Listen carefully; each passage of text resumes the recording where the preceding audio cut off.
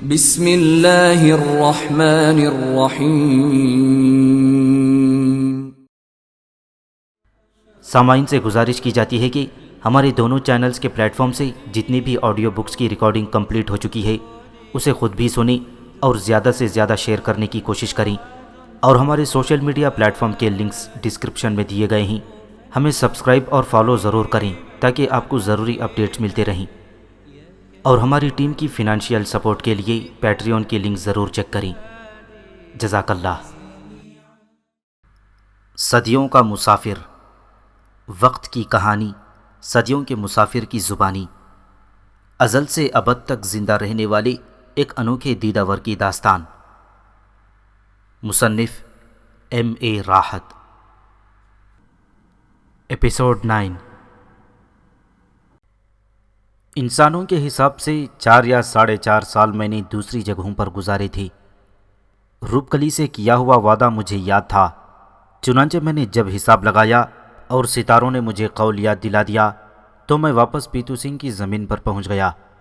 ترکھانوں کے علاقوں میں پیتو سنگھ کے خلاف بغاوت سر ابھار رہی تھی، لیکن نہ مجھے پیتو سنگھ سے ہمدردی تھی اور نہ ترکھانوں سے۔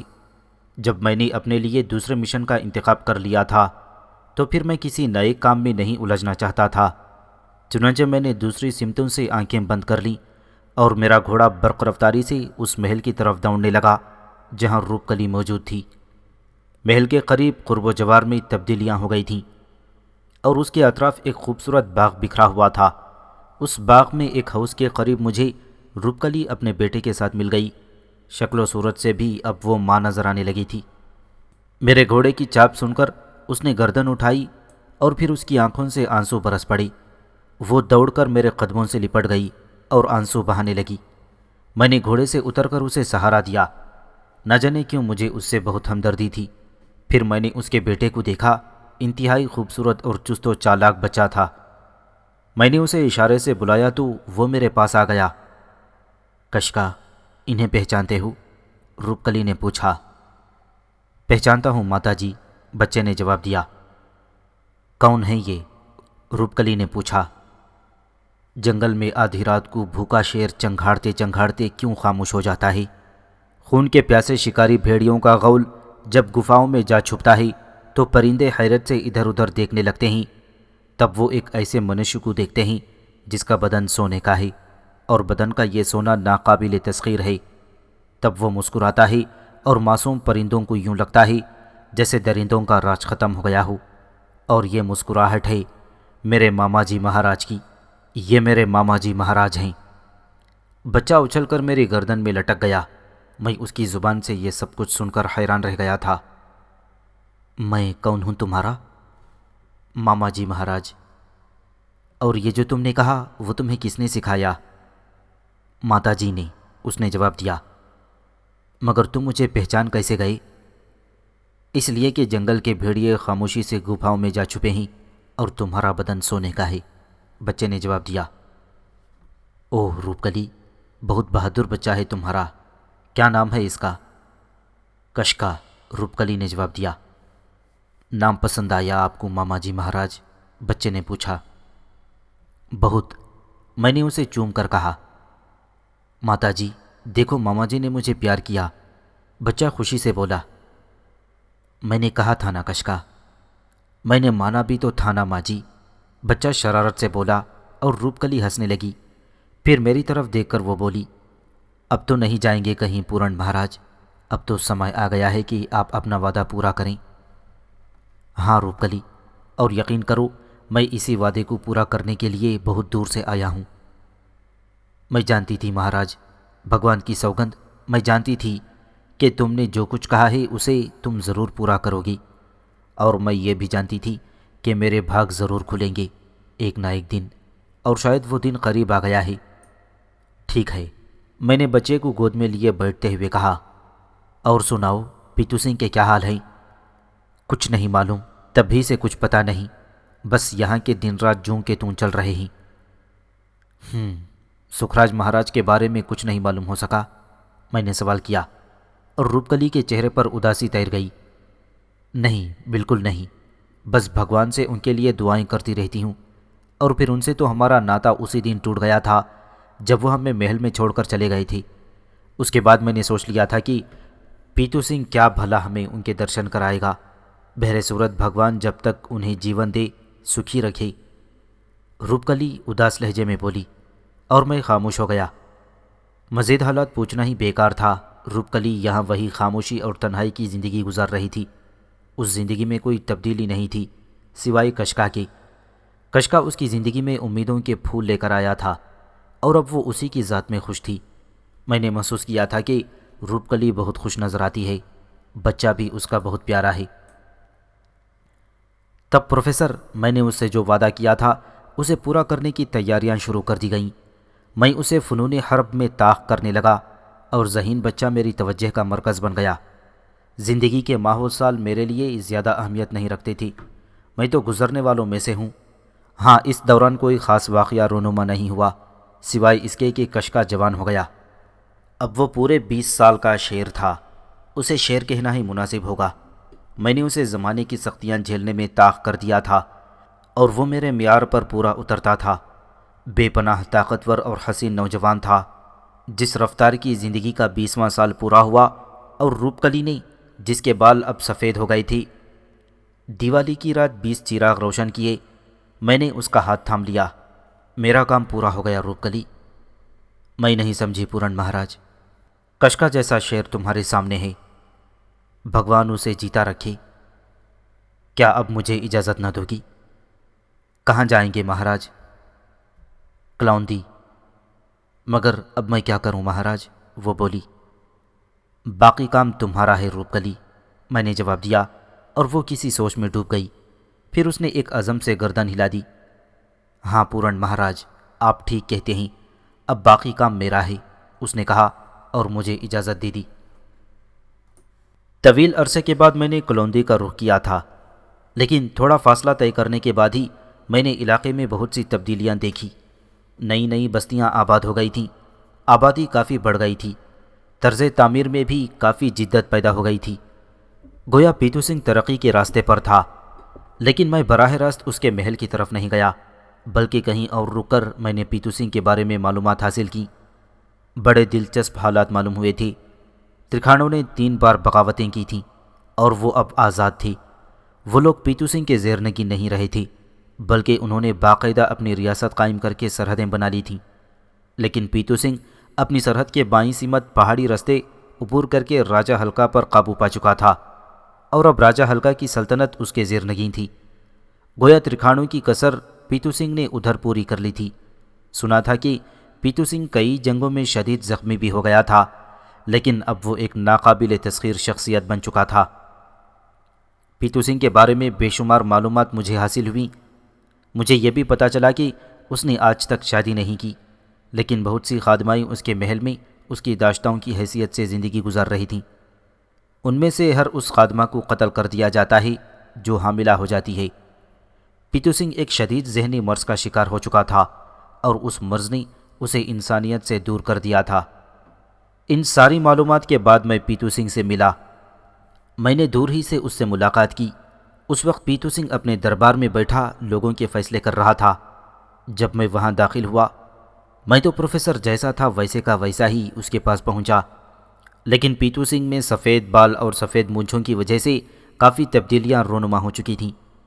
تاہم اس نے مجھے پہچان لیا اور دیوانہ وار کھڑا ہو گیا۔ تخت سے کھڑا ہوتے ہی دربار میں موجود تمام لوگ بھی کھڑے ہو گئے اور پیتو سنگھ دونوں ہاتھ پھیلا کر میری طرف بڑھا۔ پورن مہاراج، اس کی آواز میں محبت کی لرزش تھی۔ میں بھی اس سے بغل گیر ہو گیا۔ ساتھیوں، میرا متر، میرا دوست، طویل عرصے کے بعد میرے پاس آ گیا ہے۔ اب میں کوئی دوسرا کام نہیں کر سکتا، اس لیے دربار برخاست کیا جاتا ہے۔ اور وہ خوش مجھے اندر لایا اور اپنے کمرے خاص میں پہنچ گیا۔ کمرے خاص کے بیچوں بیچ ایک خوبصورت حوض بنا ہوا تھا، جس میں بھرا ہوا خوش رنگ پانی دراصل شراب تھا۔ پیتو سنگھ پہلے کی نسبت اب بہت بدل گیا تھا۔ تمہیں دیکھ کر یوں محسوس ہو رہا ہے جیسے عمر کے 20 سال واپس لوٹ آئے ہوں۔ کاش میں بھی تمہاری طرح جادوگر ہوتا۔ جادوگر؟ بھگوان کی سوگند، پہلے جیسے سندر ہو، وقت کی ایک شکن بھی تو نہیں پڑی تمہارے چہرے پر۔ یہ جادو مجھے بھی تو سکھا دو۔ تمہارے چہرے پر تو بہت سے زخم ہیں پیتو سنگھ۔ ایک جنگجو اور دلیر راجا کی شان انہی زخموں میں جھلکتی ہے پورن جی۔ بہت سے ماری کے سر کر لیے ہیں۔ ہاں، لیکن تمہارے سامنے وہی مسئلہ پھر موجود ہے۔ کون سا مسئلہ؟ ترکھانوں کا۔ وہاں گوکل سنگھ حکمران ہے اور ترکھانوں نے الگ حکومت بنا لی ہے۔ اوہ، تم سے کیسے تعلقات ہیں؟ تیاریاں کر رہا ہوں۔ پیتو سنگھ کے جیون میں یہ ممکن نہیں کہ ترکھان حکومت کرتے رہیں۔ کب حملہ کر رہے ہو؟ میں نے پوچھا۔ بہت جلد۔ گوکل سنگھ کا ہر سانس مجھ پر بھاری ہے۔ خوب، اس کے علاوہ اور کیا ہو رہا ہے؟ بس چاروں طرف پیتو سنگھ کے نام کا ڈنکا بج رہا ہے۔ میں نے دور دور تک کا علاقہ فتح کر لیا ہے اور اب پیتو سنگھ کی حکومت سب سے بڑی ہے۔ اس حکومت کی سرحدوں میں مہینوں گھوڑے دوڑائے جا سکتے ہیں۔ پتا جی نے اس حکومت کو محدود رکھا تھا، میں نے اسے لامحدود کر دیا ہے۔ میں نے محسوس کیا کہ پیتو سنگھ پہلے سے کہیں زیادہ مغرور ہو گیا ہے۔ اس کی ہر ایک بات میں خود کو ناقابل تسخیر سمجھنے کا احساس ہے۔ بہرحال میں نے اس مغرور راجا سے کچھ نہ کہا۔ البتہ پیتو سنگھ آج بھی میرا معترف تھا اور مجھ پر رشک ہی کرتا تھا۔ پھر اس نے میرے لیے قیام کا بندوبست کر دیا اور میری تفریحات کے بارے میں پوچھا اور میں نے اسے یہی جواب دیا کہ میں تو دنیا گرد ہوں، نہ جانے اس دوران کہاں کہاں مارا پھرا ہوں، اور پھر جب پیتو سنگھ کی یاد آئی تو پھر یہاں چلا آ گیا۔ بہرحال پیتو سنگھ نے میرے ساتھ بہترین سلوک کیا تھا۔ اس نے مجھے دنیا کی ہر آسائش مہیا کر دی تھی، لیکن اب میں روپ کلی کے کسی قدم کا انتظار کر رہا تھا۔ میں دیکھنا چاہتا تھا کہ کشکا روپ کلی کے مان کو کس طرح پورا کرتا ہے، اور اس کے لیے مجھے طویل انتظار نہیں کرنا پڑا۔ بھرا دربار تھا۔ پیتو سنگھ لوگوں کے مقدمات سن رہا تھا۔ اس کے نزدیک ہی مہامنتری بیٹھے ہوئے تھے اور ان مقدمات پر شاہی مہر لگا رہے تھے جن کا فیصلہ پیتو سنگھ کر رہا تھا کہ دربار میں ایک شخص داخل ہوا۔ اس کے بدن پر چست لباس تھا، اس کا چہرہ ایک کپڑے سے ڈھکا ہوا تھا، کمر سے تلوار لٹک رہی تھی۔ وہ بے باکی سے چلتا ہوا پیتو سنگھ کے سامنے پہنچ گیا۔ میں راجا پیتو سنگھ کے پاس ایک سوال کرنے آیا ہوں۔ اس کی بے باک آواز ابھری اور اہل دربار چونک پڑے۔ آواز سن کر میں اچھل پڑا اور پھر میں دلچسپ انداز میں اسے دیکھنے لگا۔ کون ہو تم، اور کیا راجا کے محل میں آنے کی آداب نہیں جانتے؟ سیناپتی نے کرخت لہجے میں کہا۔ نہیں، میں آداب کی پرواہ نہیں کرتا، کیونکہ میں بھی اپنے من کا راجا ہوں اور میری ماں مجھے پیار سے راجا کہہ کر پکارتی ہے۔ تمہیں اس گستاخی کی سزا سنا دی جا سکتی ہے۔ کیا اسے گرفتار کر لیا جائے مہاراج؟ سیناپتی نے غصیلے لہجے میں پوچھا، لیکن پیتو سنگھ نے ہاتھ اٹھا لیا۔ وہ اس شخص میں دلچسپی لے رہا تھا۔ سیناپتی نے تلوار دوبارہ نیام میں کر لی۔ اپنے چہرے سے کپڑا ہٹاؤ، پیتو سنگھ نے کہا۔ اس کے لیے ماں نے منع کیا ہے، اور جس بات کا حکم ماں دے دے وہ ہر طرح افضل ہے۔ میری نگاہوں میں ماں کا حکم راجا کے حکم سے بڑا ہے۔ آنے والے نے جواب دیا اور میں مسکرا اٹھا۔ کشکا کی یہ بے باکی مجھے بہت بھائی تھی، اور شاید پیتو سنگھ بھی اس بے باکی سے محظوظ ہو رہا تھا۔ دربار میں بہت سے لوگوں نے دوبارہ تلواریں نکال لی تھیں، لیکن راجا نے اشارہ کیا اور مسکرا کر بولا، کیا سوال کرنا چاہتے ہو تم؟ میرا سوال ہے راجا پیتو سنگھ سے، سنسار میں سب سے بڑا مان کس کا ہوتا ہے؟ ماں کا، پیتو سنگھ مسکرا کر بولا۔ سارے سنسار میں سب سے بڑا احسان کس کا ہوتا ہے؟ صرف ماں کا، پیتو سنگھ نے جواب دیا۔ ایک حکومت کے کتنے راجا ہوتے ہیں؟ ایک۔ تمہاری حکومت میں 2 راجا کیوں ہیں؟ 2 راجا؟ ہاں، ایک پیتو سنگھ اور ایک کشکا۔ پیتو سنگھ تو میں ہوں، پر یہ کشکا کون ہے؟ پیتو سنگھ نے سوال کیا۔ میں، اس نے جواب دیا۔ بہت خوب، یہ تو واقعی بہت بڑی مشکل کی بات ہے۔ اب کیا ہوگا؟ تم کتنے دن حکومت کر چکے ہو؟ کشکا نے پوچھا۔ میں تقریباً 22 سال۔ میں تقریباً 22 سال، پیتو سنگھ نے جواب دیا۔ بس اب تو میری باری ہے۔ شاہی مہر ایک ہوتی ہے نا؟ شاہی مہر؟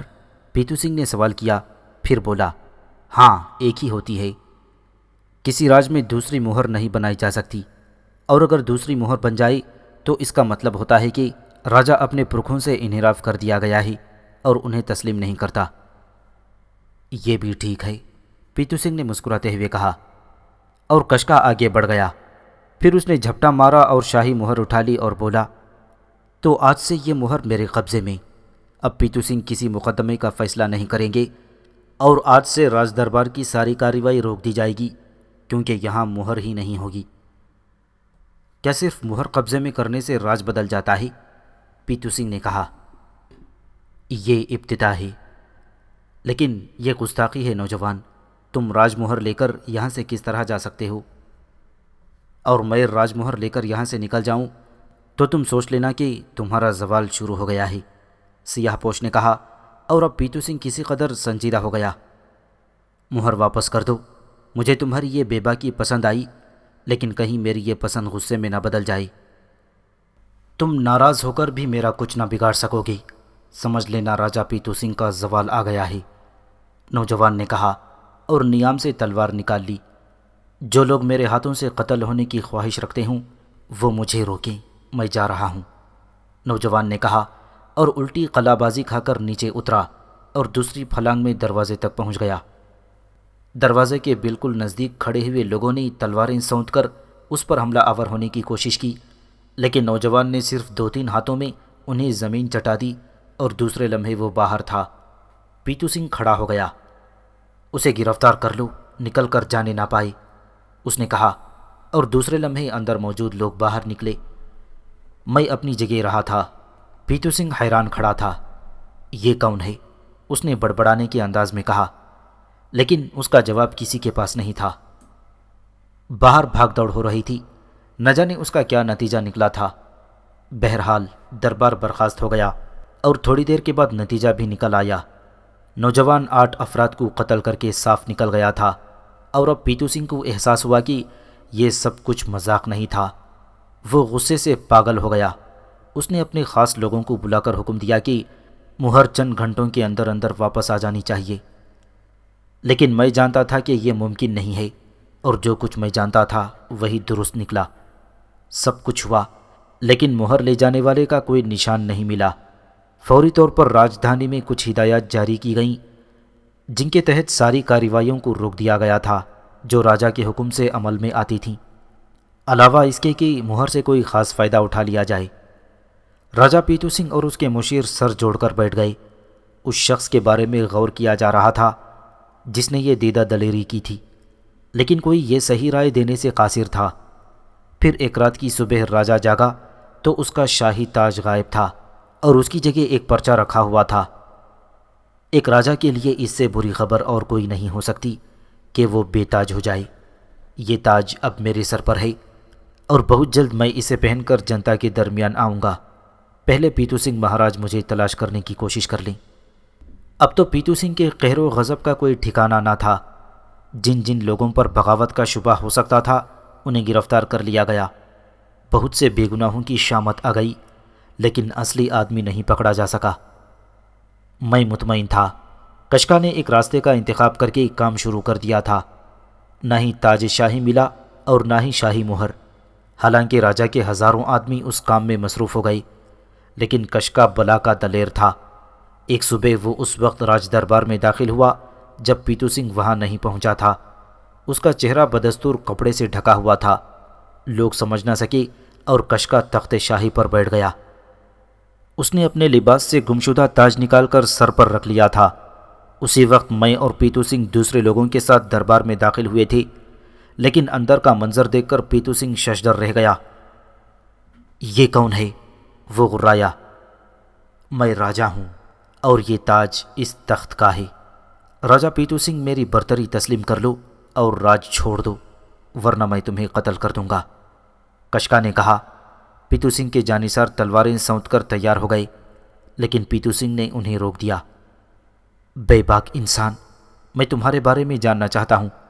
اگر تم کوئی شاطر چور ہو تو مجھے بتاؤ، میں تمہیں معاف کر کے انعام دوں گا۔ اگر تم حکومت کے باغی ہو تو بھی بتاؤ، تاکہ میں تم سے بغاوت کی وجہ معلوم کروں۔ دوسری صورت میں تم مارے جاؤ گے، اور اتنی دلیر انسان کو قتل کر کے مجھے افسوس ہوگا۔ میرا نام کشکا ہے اور میں اس تخت کا مالک ہوں۔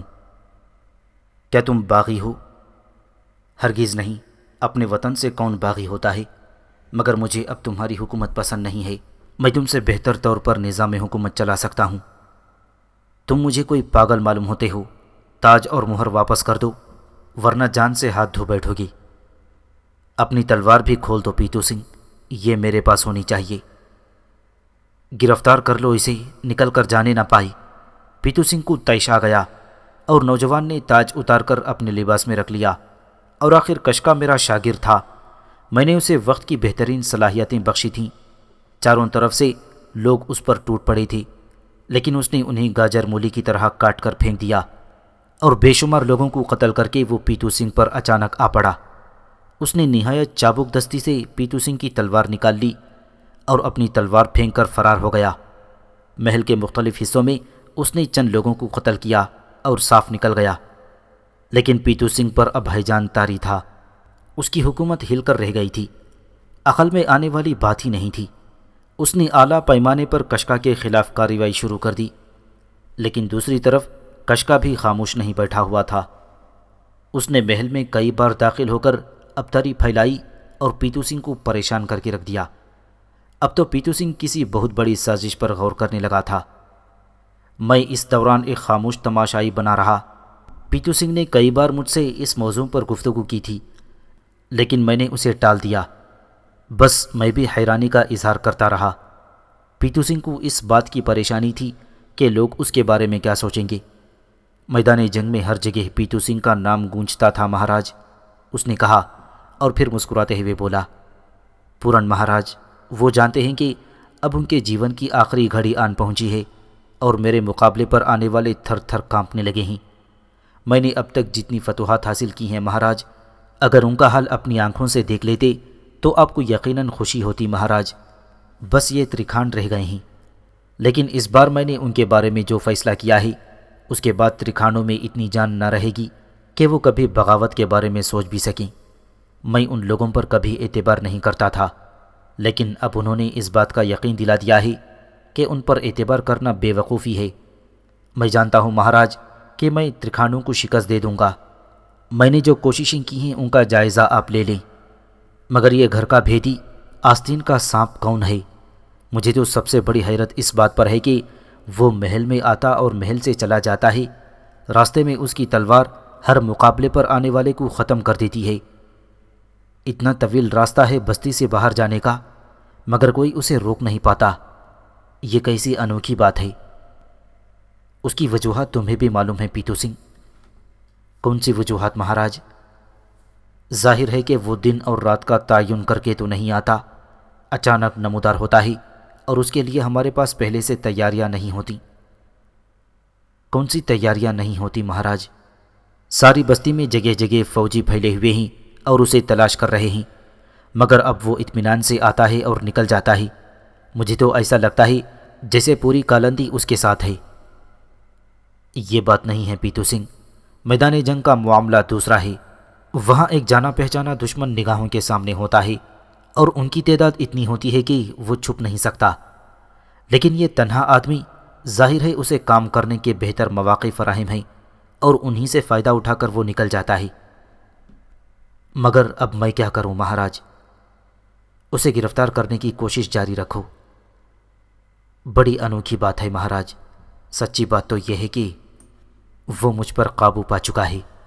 جس ریاست کے راجا کا تاج، شاہی مہر اور تلوار کسی دوسرے آدمی کے قبضے میں پہنچ چکی ہو، وہ اپنے آپ کو صرف اسی بات پر راجا کہلوا سکتا ہے کہ اس کی حکومت باقاعدہ ختم ہونے کا اعلان نہیں کیا گیا، ورنہ اگر پرکھوں کی ریت مان لی جائے تو میری حکومت تو ختم ہو چکی ہے۔ اوہ نہیں پیتو سنگھ، اس سلسلے میں تم جذباتی ہو کر سوچ رہے ہو، ایسی کوئی بات نہیں ہے۔ باغی تو آتے ہی رہتے ہیں اور ان کی سرکوبی بھی کی جاتی ہے، چنانچہ اتنا پریشان ہونے کی ضرورت نہیں۔ میں پریشان نہیں ہوں مہاراج، مگر اس باغی کی حرکتیں مجھے ضرور حیران کیے ہوئے ہیں۔ میں سوچتا ہوں آخر اس کے ساتھ کون سی قوت ہے جو وہ اتنی زبردست پیمانے پر کام کر رہا ہے۔ وہ چالاک ہے پیتو سنگھ، نڈر ہے اور دلیر ہے، اور یہی ساری چیزیں اسے کامیابی دلا رہی ہیں، لیکن وہ ہمیشہ تمہارے ہاتھوں سے نہیں بچ سکتا، ایک نہ ایک دن ضرور پکڑا جائے گا۔ مہاراج پورن سنگھ، میں اس کی وجہ سے پریشان ہو گیا ہوں۔ میں اس بات کا اعتراف کرتا ہوں کہ اس نے میرے دماغ کی چولیں ہلا کر رکھ دی ہیں۔ میں کچھ دن آرام کرنا چاہتا ہوں، راج دربار کے سارے کاموں سے دور رہ کر صرف اس کے بارے میں سوچنے کا خواہش مند ہوں۔ کیا تم میرے ساتھ چلنا پسند کرو گے مہاراج پورن؟ پیتو سنگھ نے کہا۔ جاؤ گے کہاں پیتو سنگھ؟ میں نے سوال کیا۔ میرا ایک اور محل ہے، بستی سے دور ہے، کہ ایک دریا کے کنارے بڑی سندر جگہ ہے، وہاں چاروں طرف سکون ہی سکون بکھرا ہوا ہے۔ میں پرسکون رہ کر اس سلسلے میں کچھ سوچنا چاہتا ہوں۔ جب بھی مجھ پر کوئی پریشانی طاری ہوتی ہے تو میں وہیں چلا جاتا ہوں، اور واقعی اس جگہ سوچنے میں بڑی آسانیاں ہوتی ہیں۔ تو ٹھیک ہے پیتو سنگھ، اگر تم سمجھتے ہو کہ اس وقت تمہیں سکون کی ضرورت ہے تو چلو، میں بھی تمہارے ساتھ ہوں۔ بہت بہت شکریہ مہاراج، ابھی تیاریاں کیے لیتا ہوں، پیتو سنگھ نے کہا۔ اور پروفیسر پریشان حال راجہ راج دربار کے سارے کاموں کو چھوڑ چھاڑ کر سکون کی تلاش میں چل پڑا تھا۔ میں بھی اس کے ساتھ تھا۔ جس محل کے بارے میں راجہ نے نشاندہی کی تھی واقعی ایک حسین ترین علاقے میں تھا۔ تا حد نگاہ پہاڑ کی چوٹیاں نظر آ رہی تھیں، ان کے دامن میں سبز زار پھیلے ہوئے تھے اور سبز زاروں میں یہ حسین محل ایک کھلونے کی مانند نظر آتا تھا۔ بلندیوں سے دیکھنے پر تو منظر بے حد حسین معلوم ہوتا تھا۔ میں نے بھی اس جگہ کو پسند کیا۔ راجہ کی بے شمار خادمائیں یہاں موجود تھیں، ایک سے ایک حسین تھی اور ان کے لیے یہ بہترین جگہ تھی۔ میں نے محسوس کیا کہ راجہ پیتو سنگھ نے یہاں تفریح تباہ کے لیے بے شمار سامان مہیا کر لیے ہیں۔ اس کی فطرت کی نمایاں تبدیلیاں میرے علم میں آ چکی تھیں۔ وہ پہلے سے زیادہ عیش پسند ہو گیا تھا، اور عورتوں کے معاملے میں اس کے دل میں رحم کی ذرہ برابر گنجائش نہیں تھی۔ جو ملتی جہاں ملتی اور پسند آ جاتی تو پھر اس کا ٹھکانہ راج محل میں ہی ہوتا۔ کنیزوں اور باندیوں کی جھرمٹ میں ہم نے 3 دن گزارے۔ میرے ذہن میں کشکا کا خیال تھا۔ میں جاننا چاہتا تھا کہ اس کی معلومات کہاں تک ہیں اور اب وہ اس سلسلے میں کیا کرتا ہے۔ ویسے احتیاطاً راجہ نے اپنے ساتھ چند خاص سپاہی بھی لے لیے تھے، جس سے اندازہ ہوتا تھا کہ وہ کشکا سے خوف زدہ تھا۔ بہر صورت تفریحات کا سلسلہ جاری تھا۔ راجہ پیتو سنگھ کی ذہنی واردات کا پتہ نہیں چلتا تھا۔ اب وہ گہرائی میں سوچنے کا عادی ہو گیا تھا۔ پھر ایک شام جب کہ سورج اپنے سفر کا آخری مرحلہ طے کر رہا تھا، پیتو سنگھ میرے ساتھ ساتھ دریا کے کنارے کنارے چل پڑا۔ سبز زاروں میں خوبصورت جانور دوڑتے پھر رہے تھے۔ پرندوں کی ٹولیاں دریا کے پانی پر سے خوبصورت آوازیں نکالتی ہوئی سفر کر رہی تھیں۔ موسم بے حد خوشگوار تھا۔ راجہ پیتو سنگھ کی ذہنی کیفیت بھی اس وقت خاصی بہتر معلوم ہوتی تھی۔ تب اس نے مسکراتے ہوئے مجھ سے کہا، پورن مہاراج، آپ نے تو امرت جل پی رکھا ہے، یوں لگتا ہے جیسے آپ تو کبھی بوڑھے ہوں گے ہی نہیں۔ آپ کا حسن اور جوانی دیکھ کر مجھے بڑا رشک آتا ہے۔ کیا یہ نہیں ہو سکتا پورن مہاراج کہ آپ مجھے بھی کوئی ایسی ہی چیز مہیا کر دیں؟ نہیں پیتو سنگھ، تم زندگی کے ان ہنگاموں سے اکتا جاؤ گی۔ کیا مطلب مہاراج؟ زندگی اور موت ایک ایسا فلسفہ ہے کہ انسان اس کے ہر نقطے کو کبھی نہیں سمجھ سکتا۔ خوشیوں اور سکون کی انتہا بیزاری کا سبب بن جاتی ہے۔ اگر ہمیں یہ علم ہو جائے کہ ہمیں ملی ہوئی خوشیاں دائمی ہیں تو یقین کرو ہماری خوشیوں کی لذت ختم ہو جائے گی۔ ہر تکلیف کے بعد راحت کا تصور خوشگوار ہوتا ہے، اور راحتوں کے درمیان تکلیفوں کا احساس ان راحتوں کی لذت کا احساس دلاتا رہتا ہے۔ زندگی کے لیے احساسات بے حد ضروری ہیں۔ اگر کشکا تمہاری زندگی میں نہ آتا تو تم خود کو ایک فاتح تصور کرتے، اور ایک وقت ایسا بھی آ جاتا جب تمہیں ان فتوحات سے کوئی دلچسپی نہ رہ جاتی۔ ممکن ہے آپ کا کہنا درست ہو مہاراج، مگر کشکا کو جیون نہیں دیا جا سکتا۔ اس نے جو میری بے عزتی کی ہے اس کی سزا اسے ضرور ملے گی۔ ضرور ضرور، لیکن تم دیکھو نا کہ تم اس کے بارے میں سوچنے کے لیے یہاں آ گئے ہو، گویا تمہیں اس کی اہمیت کا احساس ہے۔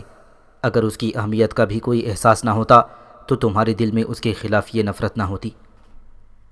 ہاں، میں اعتراف کرتا ہوں، ایک انسان نے مجھ سے میرا وقار چھین لیا ہے، میں اس کا خون پینا چاہتا ہوں۔ ضرور، ہر شخص کو اپنا وقار بحال کرنا چاہیے، میں نے جواب دیا، اور پیتو سنگھ خاموش ہو گیا۔ سورج بادلوں کی اوٹ میں چھپ رہا تھا، موسم کچھ اور مست ہو گیا تھا۔ اسی وقت ہماری نگاہ سامنے کی طرف اٹھ گئی۔ گھنے درختوں کے جھنڈ کی آڑ لے کر کوئی باہر نکل رہا تھا۔ میں اور پیتو سنگھ رک گئے۔ یہ لباس اور یہ انداز اب ہمارے لیے اجنبی نہیں تھا، ہم کشکا کو صاف پہچان گئے تھے۔ بھگوان کی سوگند، آج فیصلہ ہو جائے گا، پیتو سنگھ نے اپنی تلوار پر ہاتھ رکھتے ہوئے کہا، اور میں دل ہی دل میں مسکرا دیا۔ کشکا پر اطمینان انداز میں چلتا ہوا ہمارے سامنے پہنچ گیا۔ پیتو سنگھ کینہ توز نگاہوں سے اسے دیکھ رہا تھا۔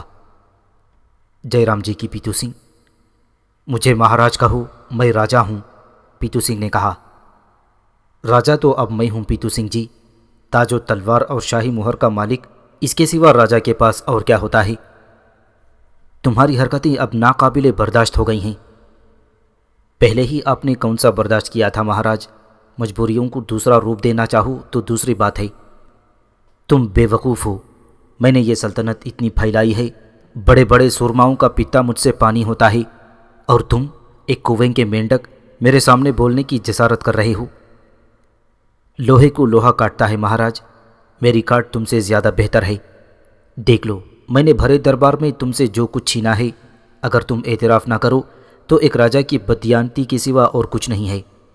پورن جی تم بھی گواہ ہو، چھیننے اور چوری کرنے میں بڑا فرق ہے۔ میں ہر فرق کو مٹانے کے لیے تیار ہوں، کشکا نے کہا۔ کیا مطلب؟ وہ میں بتاتا ہوں، کشکا نے کہا، اور پھر اس نے اپنے لباس میں سے تاج نکالا اور ایک جگہ رکھ دیا۔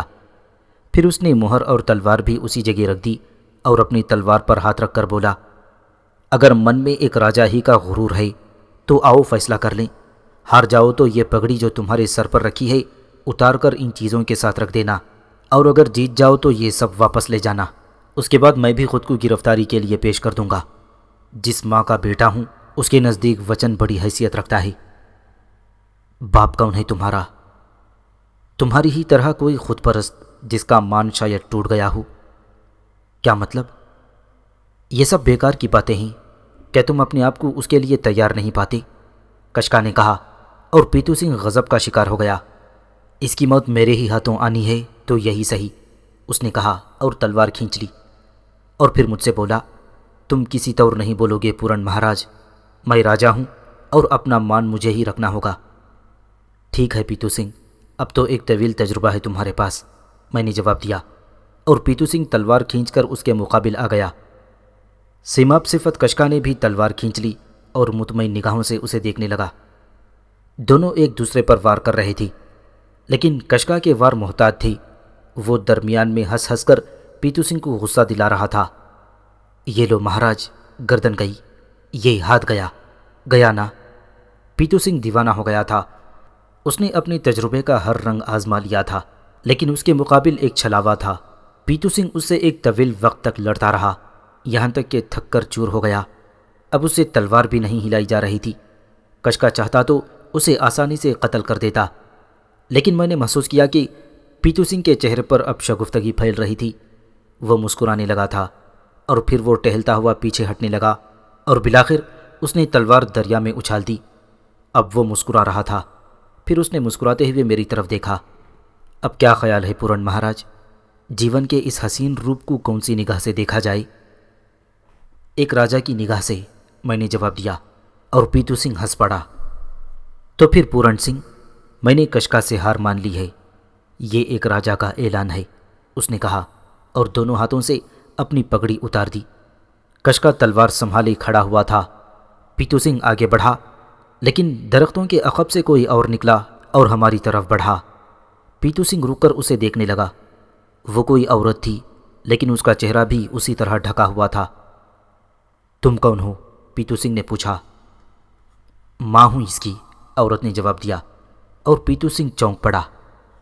شیرنی ہو، شیر کی اولاد معلوم ہوتا ہے، بڑا بھاگ تمہارے دودھ کا، مگر تم دونوں نے چہرے کیوں ڈھکے ہوئے ہیں؟ پیتو سنگھ جی، پہلے اپنا وچن پورا کر لو، کشکا بول پڑا۔ ہاں، یہ پگڑی اب تمہارا قرض ہے۔ پیتو سنگھ جھکا، لیکن عورت تڑپ کر آگے بڑھ گئی۔ کشکا، پگڑی زمین نہ چھونے پائی، اسے اپنے پتا جی کے سر پر رکھ دو۔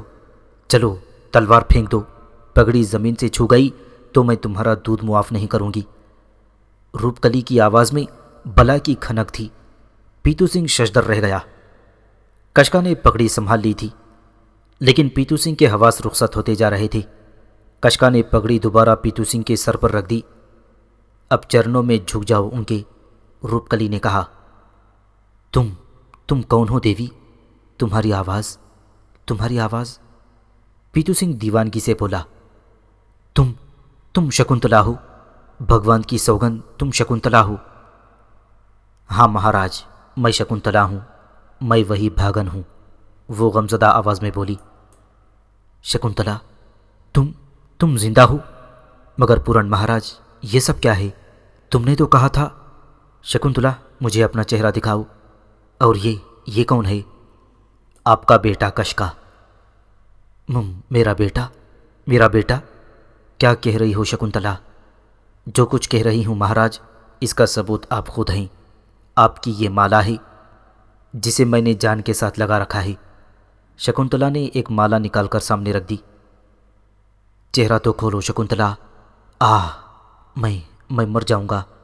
میں شکنتلا، میں جیون کی کسی سانس تمہیں نہیں بھول سکا۔ تمہاری آواز ہی تو میرا جیون تھی۔ اس آواز کی بازگشت ہر لمحہ میرے کانوں میں رہی ہے۔ شکنتلا، چہرے سے نقاب ہٹاؤ۔ پیتو سنگھ نے آگے بڑھ کر خود شکنتلا کے چہرے سے کپڑا ہٹا دیا۔ اس نے چاہت بھری نگاہوں سے اسے دیکھا اور ایک لمحے کے لیے ساری جان سے لرز گیا۔ روپ کلی؟ وہ کئی قدم پیچھے ہٹ گیا۔ ہاں راجہ پیتو سنگھ، سکھراج کی بیٹی روپ کلی۔ یہ کیسے ممکن ہے؟ اسی طرح پیتو سنگھ، جس طرح تم نے ایک ناری سے اپنے اپمان کا بدلہ لینے کے لیے اس کے سارے جیون میں انگارے بھر دیے تھے۔ مگر تم روپ کلی ہو یا شکنتلا؟ اس کا جواب پورن مہاراج دیں گے، روپ کلی بولی۔ ہاں پیتو سنگھ، یہ روپ کلی ہے اور یہی شکنتلا ہے۔ مگر کیسے مہاراج؟ تم زخمی ہو کر روپ کلی کے محل میں ہی پہنچے تھے۔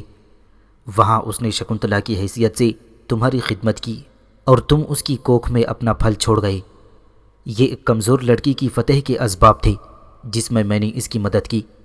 روپ کلی نے 24 سال کے بعد اپنا کہا پورا کر دکھایا ہے۔ پورن جی، تم نے ایسا کیوں کیا؟ ستاروں کا یہی کہنا تھا پیتو سنگھ، تم مجھ سے کوئی سوال نہ کرو، میں نے لاپرواہی سے کہا، اور پیتو سنگھ غصے سے کھولتا رہا۔ لیکن پروفیسر، مجھے اس کے غصے کی کیا پرواہ ہو سکتی تھی؟ میں نہیں مانتا ستاروں کے اس کھیل کو، یہ سازش ہے۔ تم مجھے جان بوجھ کر اس محل میں لے گئے اور پھر اسے شکنتلا بنا کر۔ ہاں، آپ ہی نے مجھے اطلاع دی تھی کہ آپ نے شکنتلا اور اس کی ماں کی لاش دیکھی تھی۔ ہاں پیتو سنگھ، تم راجا تھے، تم نے طاقت کے بل پر ایک کمزور لڑکی کو زندگی سے محروم کر دیا تھا، تو کیا میں اس کی مدد بھی نہ کرتا؟ یہ تم نے اچھا نہیں کیا پورن جی، یہ تم نے اچھا نہیں کیا۔ ہمیں آپ سے کچھ نہیں چاہیے پیتو سنگھ مہاراج، بھگوان نے میرا مان پورا کر دیا، تمہیں منہ کی کھانی پڑی۔ اب ہم دونوں ماں بیٹے کو آگیا دو، وہ پڑا ہے تمہارا تاج اور تلوار، آئے تھے اس کے بل پر۔ آؤ کشکا، روپ کلی نفرت سے بولی۔ کشکا نے بھی اب چہرہ کھول دیا تھا، وہ ہو بہو پیتو سنگھ کی جوانی کی تصویر تھا۔ پیتو سنگھ نے اسے دیکھا اور دیکھتا رہ گیا۔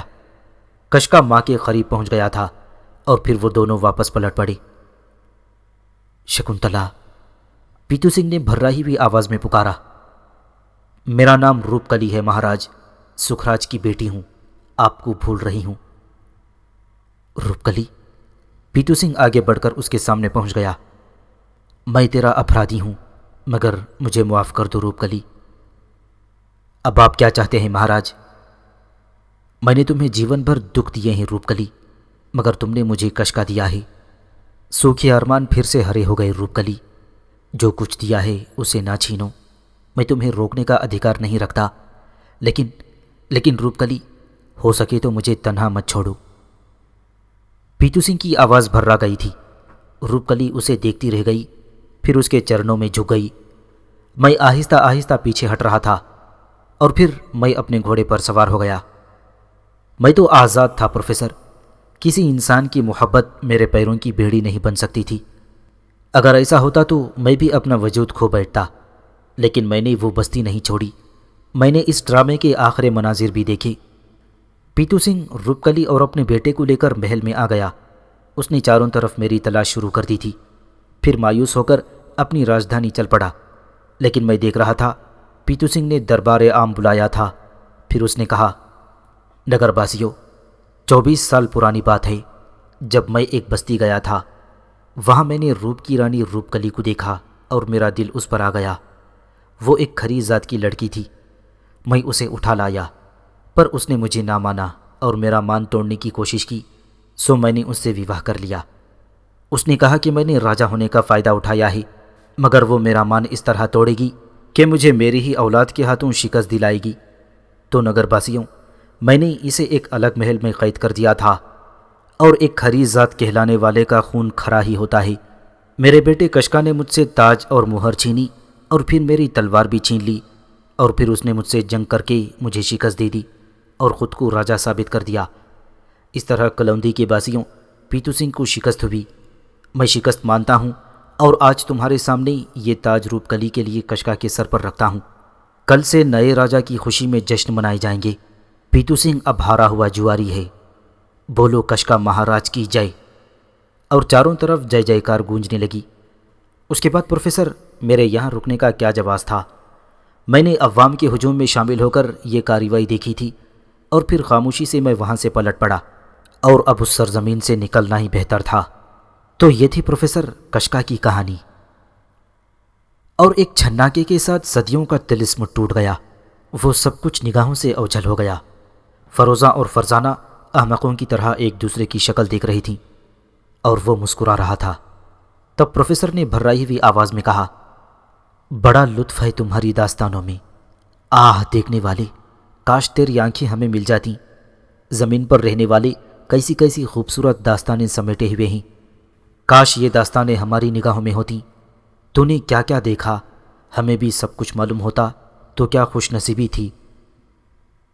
وقت کائنات کا سب سے عظیم داستان گو ہے پروفیسر، لیکن سننے والے بھی تم لوگ ہو، جن کی دلچسپی مجھے حیرت میں مبتلا کرتی ہے۔ کیا تمہارا ذہن اکتاہٹوں کا شکار نہیں ہوا؟ ہرگز نہیں، بلکہ جب کسی داستان کا طلسم ختم ہوتا ہے تو چاروں طرف ویرانی پھیل جاتی ہے، اور ہمیں یوں لگتا ہے جیسے ہم سب کچھ کھو بیٹھے ہوں۔ کیا تم ان دونوں لڑکیوں کو بوڑھا کر کے یہاں سے لے جاؤ گے پروفیسر؟ ہم سب ایک دوسرے کے بوجھ سے آزاد ہیں، کیونکہ اب ہم انسان نہیں، ہم تو ماضی کے پرستار ہیں۔ ہمیں خود میں شامل رکھ اور ہمیں ان داستانوں میں گم رہنے دے۔ تو اب بتاؤ کہاں جانے کی خواہش مند ہو؟ پھر کوئی طلسمی فضا پر، کوئی حسین ماحول پر، پھر کوئی روح پرور داستان۔ جاگنا قیامت ہے۔ ہمارے ذہنوں کو ماضی کے دھارے بخش دے کہ یہ کہانیاں جان بخش ہیں، اور تیری آواز روح کا سرور، پروفیسر نے کہا، اور وہ مسکرانے لگا۔ اس کی آنکھیں سوچ میں ڈوب گئیں۔ پھر اس کی جانگداز آواز ابھری، صدیوں کے بیتے ہوئے ماہوں سال انسانی زندگی میں انوکھے تغیر اور تبدیلیاں لاتے رہے ہیں۔ میں نے دیکھا ہے کہ ہواؤں کی نمی، مٹی کی خوشبو اور موسم کے تغیرات سے نشو نما پانے والے اس وجود نے خود میں بے پناہ قوتیں سمیٹی ہوئی ہیں، اور کائنات کی تقسیم میں جہاں تک آنکھ دیکھ سکے دیکھو، ذہن سوچ سکے سوچو، اور عمل ہو تو پالو۔ تمہیں یاد ہوگا پروفیسر کہ چند دانشوروں نے کہ بلا شبہ علم و دانش میں یکتا تھی، ایسی کوششیں کیں کہ اگر حاوی نہ ہوتی ایک قوت ان کی ذات پر، اور اس کا منشور موت و زیست نہ ہوتا، تو وہ کائنات کی کتب کھول چکے ہوتے۔ کچھ نے میری حیات کا تجزیہ کرتے ہوئے خود بھی میرے سفر میں شریک ہونے کی کوشش کی تھی۔ اگر وہ حقیقت سے واقف ہو جاتے تو شاید یہ کوشش نہ کرتے کہ لمحے فنا نہیں ہوتے، خواہ انہیں آگ میں ڈالو، مٹی میں دبا دو، یا پانی کی گہرائی میں، لیکن لمحوں کی تشکیل فنا ہو جاتی ہے، جیسا کہ ثبوت موجود ہے تمہارے سامنے۔ یعنی سالانوس کا وہ دانشکدہ جس کے اندر ماضی، حال اور مستقبل جذب کیے جاتے ہیں، اور سالانوس فانی تھا، اس کا دانشکدہ بھی فانی ہے۔ اور اگر کوئی زلزلہ یا زمین کا تغیر نمودار ہو جائے تو سب کچھ چکنا چور ہو جائے۔ نہ ٹوٹنے والی چیز صرف خیال ہے، اور خیال کی قوت لافانی ہوتی ہے۔ لیکن انسان کوشاں رہے اور اتنی دور پہنچ گئے تھے کہ گمان ہوتا تھا ابدیت پانے کا، لیکن ان کی ذات کی ایک کمی ہمیشہ مانے رہی، یعنی وہ سانسوں پر قادر نہ تھے، اور جو قادر ہے وہ ترکیب جانتا ہے، اور اس ترکیب سے اس نے ایک ایسی جنبش کی، اور یہ جنبش اس طویل لیاقت کی قاتل بن گئی جس کے تحت سوچ لیا گیا کہ لافانی قوتیں حاصل ہو گئی ہیں۔ سو میری بات چھوڑو، میری تشکیل ہی اس خیال کا نتیجہ ہے جسے لعیشہ نے غلط سمجھ لیا تھا، اور اس نے اپنا خیال مجھے ہی تصور کیا تھا۔ یعنی بار بار تمہارے ذہن میں یہ خیال گزرا ہوگا کہ کیا انسان نے کوئی قوت بھی حاصل کی جو لافانی بن گئی ہو؟ تو میں نے پہنچنے والوں کا ذکر کیا ہے جو بہت دور تک جا سکی، لیکن کوئی جگہ انہیں ایسی نہ مل سکی جہاں وہ آخری لمحات کو شکست دے سکتے۔ لعیشہ اسی خیال کی حامل تھی، اور یوں سمجھو پروفیسر کہ عورتوں میں وہ عورت میرے ذہن کا وہ نقش ہے جو ماضی کے اوراق میں ہمیشہ جاوداں رہے گا۔ لعیشہ کون تھی؟ فروزہ نے پوچھا۔